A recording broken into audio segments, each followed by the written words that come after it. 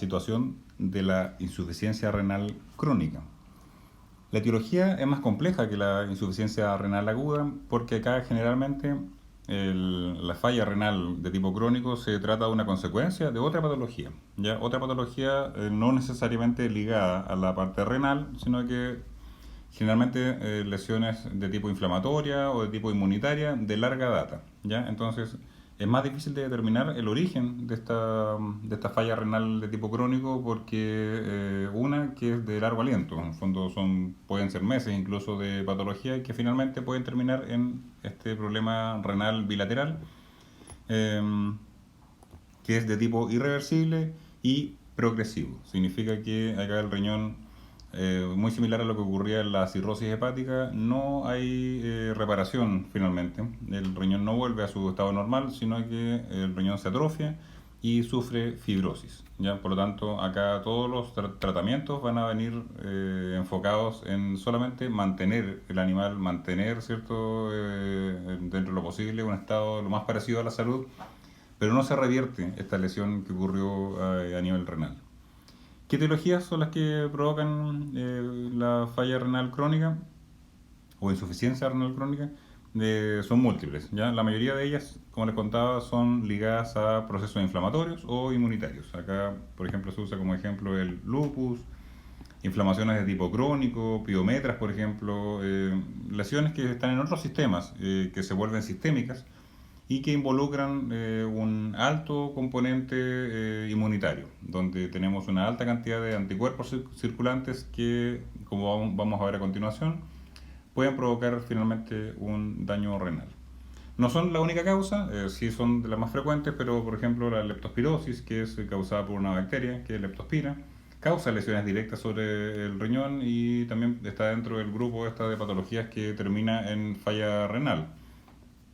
Pero lo que vamos a discutir a continuación es lo que ocurre en el caso de las patologías que se ligan a un componente inmunitario o inflamatorio crónico. ¿Ya? Entonces vamos a dibujar acá,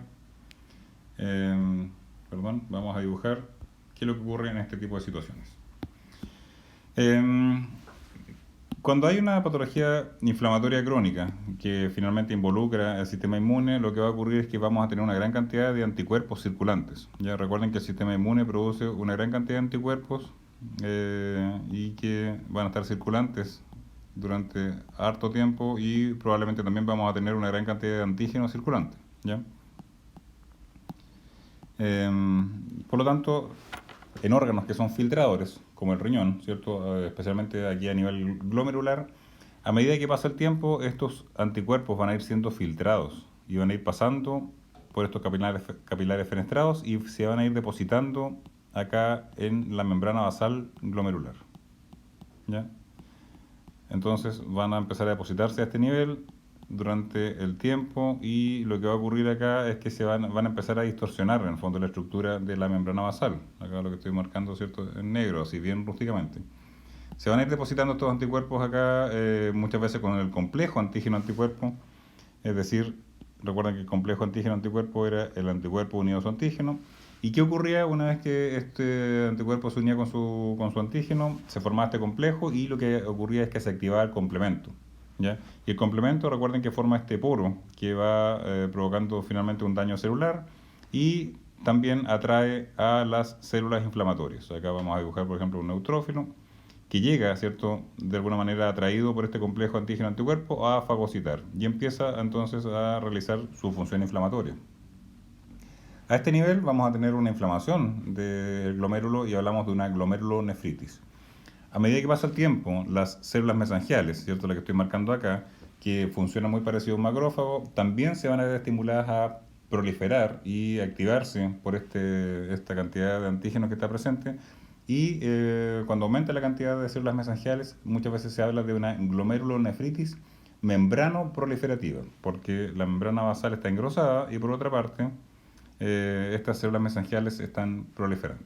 ¿Ya?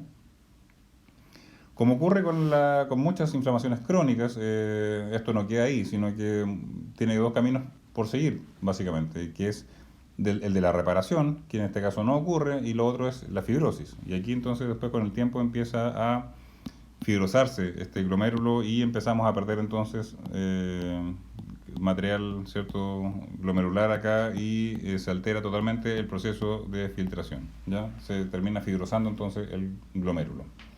¿Cuál va a ser la consecuencia? Que todo este mecanismo de filtración de sustancias y de retención de sustancias se va a ver alterado.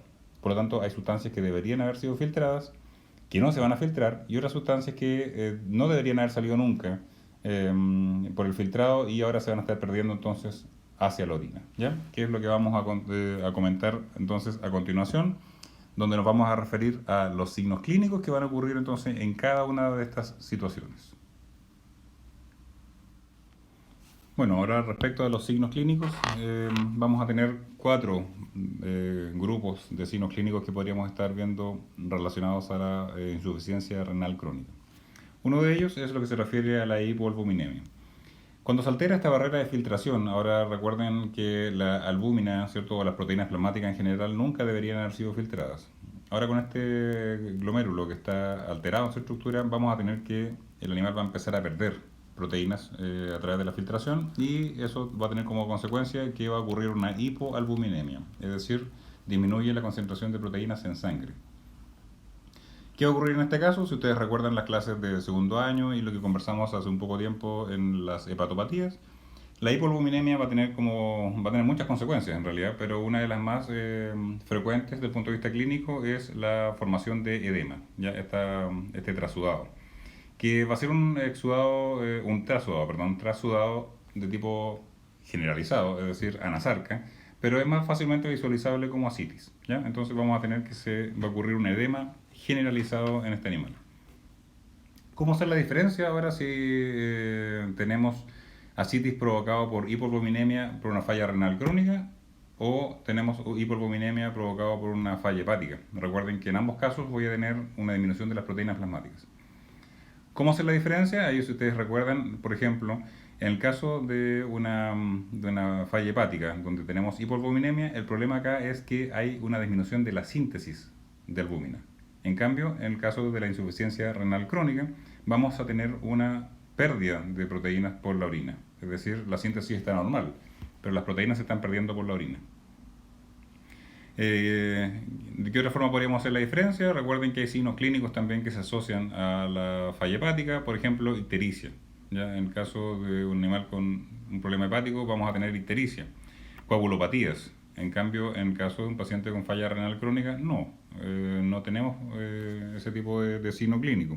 Pero sí, por ejemplo, podríamos encontrar que hay un aumento de la creatinina circulante. Recuerden en las diapositivas cuando hablábamos de funcionalidad, hablábamos de la creatinina, que se filtra a una tasa bastante constante en el glomérulo. Por lo tanto, cuando se altera la filtración glomerular, ocurre un aumento de la creatinina circulante. ¿Ya? Por lo tanto, uno podría en un examen bioquímico detectar ese aumento de la creatinina. Y vamos a ver otros parámetros, otros signos que se van a ir sumando ahora y que les va a permitir a ustedes hacer la diferencia entre lo que ocurre, la hipoalbuminemia que ocurre en el caso de un problema hepático versus lo que ocurre en un problema renal, ¿ya? Bueno, por los grupos que alcanzamos a tener prácticos, les dije que esa es una pregunta fija, ¿ya? Es muy importante que ustedes ahora empiecen a integrar materia y entonces analicen la situación de cómo hacer la diferencia, en qué se parecen y en qué se diferencian la hipoalbuminemia, por ejemplo, en el caso de un problema hepático versus uno renal, ¿ya? Es momento de integrar. Hablemos entonces ahora de otro signo un poco menos conocido por ustedes, que es la alteración que ocurre a nivel del metabolismo del calcio y el fosfato. ¿Ya? Veamos entonces sobre eso. ¿Qué signos clínicos entonces vamos a tener asociados a esta incapacidad que va a tener ahora el riñón de excretar el fosfato? Recuerden que el fosfato viene de muchas fuentes en el animal, pero básicamente en todo el metabolismo celular que implica, por ejemplo, la síntesis o la utilización del ATP. Muchas moléculas en el fondo tienen fosfato, por lo tanto es una molécula muy frecuente y se tiene que excretar por riñón. En el caso de un paciente con insuficiencia renal crónica, donde está alterada toda esta dinámica de filtración glomerular, se va a empezar entonces a retener en sangre el fosfato. Por lo tanto, vamos a encontrar hiperfosfatemia, ¿ya? Entonces tenemos una segunda molécula que está aumentada acá en sangre, que es el fosfato, hiperfosfatemia. qué lesiones o signos va a tener el paciente. Y para eso tenemos que recordar un poco cómo se manejaba esta dinámica de la regulación del calcio y el fósforo en sangre. Y acá encontré este esquema en internet muy simple en que muestra, ¿cierto? Si ustedes recuerdan, que la glándula que regulaba el metabolismo del calcio era por una parte las células que producían calcitonina de la tiroides y por otra parte las células de la paratiroides que producían la hormona paratiroidea. ¿Cómo se manejaba esta dinámica? Cuando el calcio estaba alto en sangre, lo que ocurría es que se secretaba calcitonina que inhibía la liberación de calcio por el hueso, y por otra parte cuando el calcio estaba bajo, ¿cierto? Se liberaba la hormona paratiroidea que estimulaba la liberación de calcio por parte del hueso, ¿ya? Entonces generalmente nosotros hablábamos de que es el calcio lo que estimula o inhibe la secreción de estas hormonas. Pero ahora tenemos que sumar un nuevo elemento que es, en realidad, lo que se sabe es que más que detectar la cantidad de calcio en sangre, lo que hace esta glándula es detectar la relación calcio con fósforo, ¿ya? Como se muestra acá, que es como una fracción. Donde esta glándula en el fondo detecta la relación calcio-fósforo. Y esta relación calcio-fósforo, cuando está baja, estimula entonces la liberación de la hormona paratiroidea. ¿Cómo puede estar baja esta relación? De dos maneras. Una es que realmente el calcio esté bajo, y la otra posibilidad es que el fosfato esté muy alto. Si ustedes se fijan, si baja el calcio, la relación baja, y si sube el fosfato, la relación baja, ¿ya? Entonces tenemos dos situaciones. ¿Cuál es la situación que va a estimular ahora esta glándula en el caso de un paciente con insuficiencia renal crónica? Va a ser el fosfato muy alto en sangre, la hiperfosfatemia, ¿ya? No se olviden de eso. Por lo tanto, ¿qué va a ocurrir en este caso? Varias situaciones. Van a ocurrir situaciones en el hueso, situaciones en la sangre y situaciones en la misma glándula. Veamos entonces una por una.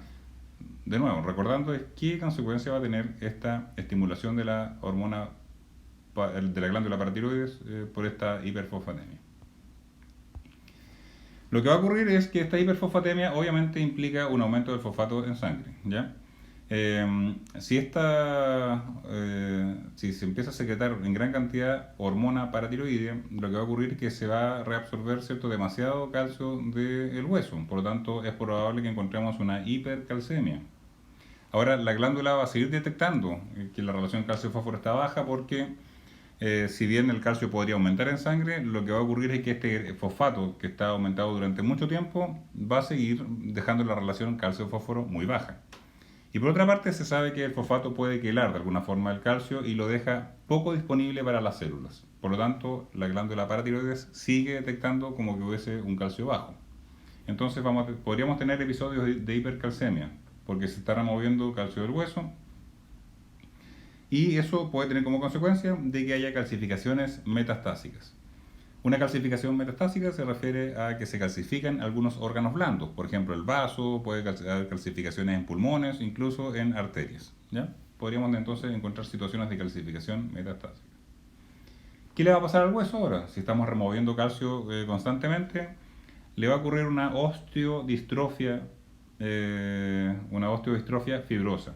Significa que empieza a perder parte del calcio y este hueso, en fondo, lo que va a encontrar es que va a permanecer su matriz ósea de tipo fibroso, ya, tejido conectivo, pero menos calcificado. Por lo tanto, el hueso se tiende a ablandar. Yo les comentaba que en los caninos se describe como la mandíbula de goma, es decir, los huesos de la mandíbula se ablandan, ya, por esta pérdida de calcio. Por lo tanto, entonces acá tenemos la consecuencia a nivel óseo. ¿Qué le va a pasar a la glándula? Recuerden que una glándula que está estimulada constantemente va a sufrir una hiperplasia. Por lo tanto, ocurre una hiperplasia de la paratiroides, que se conoce como hiperparatiroidismo secundario. ¿Ya? Muy importante entonces. Ocurre un hiperparatiroidismo secundario, que es una hiperplasia de la glándula paratiroides. ¿Cuál es el estímulo? Esto es importante. ¿Cuál es el estímulo de esta hiperplasia? ¿Cierto? Que se llama hiperparatiroidismo secundario, es el aumento del fosfato en sangre causado por una falla renal crónica, ¿ya? Acá no hay un problema primario de la glándula paratiroides, sino que acá hay un problema de otro órgano, que es el riñón, que está reteniendo fosfato y que está entonces bajando esta relación calcio-fósforo, que empieza a estimular a la paratiroides y toda esta serie de consecuencias que acabamos de comentar, ¿ya? Esto es una parte compleja, analicen con calma estos esquemas, ¿cierto? Y ustedes pueden repasar varias veces este asunto. Lo importante es que conecten toda esta patogenia. Segundo o tercer grupo de signos clínicos es el que se asocia a la retención de urea, ¿ya? Otra vez, tenemos un glomérulo que está siendo incapaz de filtrar, por lo tanto, entre las sustancias que va a estar también siendo retenida es la urea. Esto va a causar un aumento de la urea en sangre y eso se llama uremia, ¿ya? Uremia. Por lo tanto, si ustedes van anotando ahora en su lista de sustancias que van a aumentar en la sangre, ya tenemos entonces que está aumentado el fosfato, que está aumentada la urea en sangre. Sustancias que van a bajar, tenemos hasta ahora la albúmina, ¿ya? ¿Qué ocurre entonces o qué signos se asocian a la uremia? Acá tenemos uno que es muy fácilmente detectable por los propietarios, que es la úlcera que empieza a ocurrir en la boca. No significa que todas las úlceras bucales son causadas por uremia, porque hay perros que muchas veces tienden a masticar cuerpos extraños y se puede lesionar la mucosa, pero obviamente no van a tener los signos clínicos sobre los que hemos estado conversando. Ahora, ¿por qué la uremia va a causar úlceras en la boca? Y ahí hay varias teorías al respecto. Una de ellas, ¿cierto?, es que la uremia, el aumento de urea en sangre, también tiende a aumentar la concentración de urea en saliva. Esta urea en la saliva tiende a deshidratar la mucosa, por eso le puse acá agua, ¿ya? Deshidrata la mucosa, por una parte, la urea. Recuerden que la urea es un compuesto que es higroscópico, significa que tiende a atraer el agua, muy parecido a la sal. Sí, para que no se olviden, recuerden qué es lo que ocurre cuando uno come mucha sal. A veces tiende a lesionarse la mucosa de la boca y esta urea, ¿cierto?, es altamente higroscópica, por lo tanto podría deshidratar células de la mucosa y causar estas úlceras.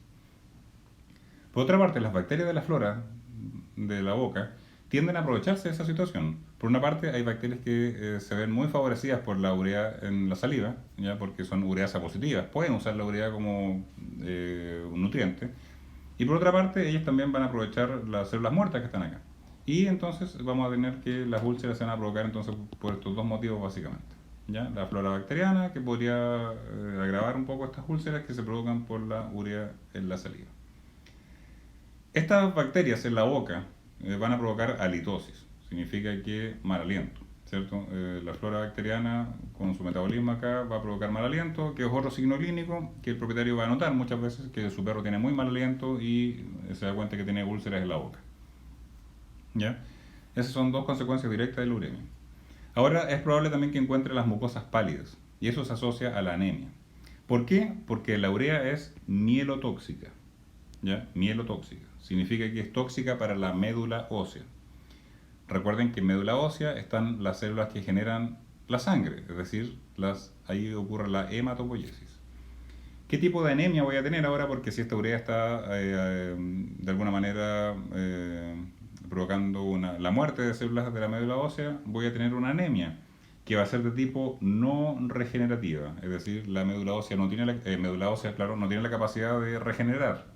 ¿Ya? Entonces es muy importante porque en el hemograma ustedes van a encontrar anemia de tipo no regenerativa, que es otro examen complementario que ustedes pueden hacer, por ejemplo, para hacer la diferencia entre un problema hepático o problema renal, ¿ya? Anemia entonces de tipo no regenerativo.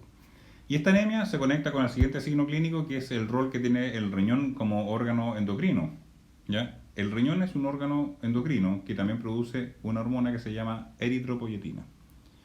Que esta hormona estimula la síntesis de glóbulos rojos en la médula ósea.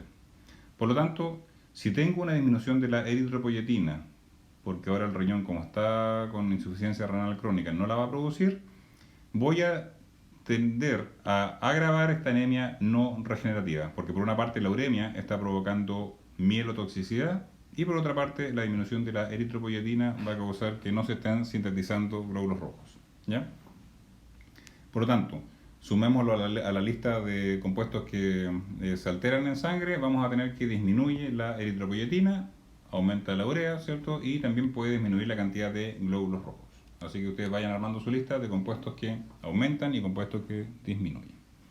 Entonces, el signo clínico de este paciente va a ser la anemia, ¿ya? Las mucosas pálidas, en el hemograma anemia, no regenerativa. Y finalmente, hablemos del último de los signos que vamos a comentar ahora, que se refiere a la gastrina. La gastrina es una hormona que se produce en las células que sintetizan ácido clorhídrico en el estómago. Cuando ocurre el proceso de digestión, ¿cierto? El animal se alimenta, se produce gastrina. Esta gastrina lo que hace es estimular la síntesis de ácido clorhídrico en el estómago y ocurre entonces este proceso de activación de la pepsina, del pepsinógeno y la digestión de las proteínas en el estómago. Eso es normal. Una vez que la gastrina, ¿cierto? Ya se...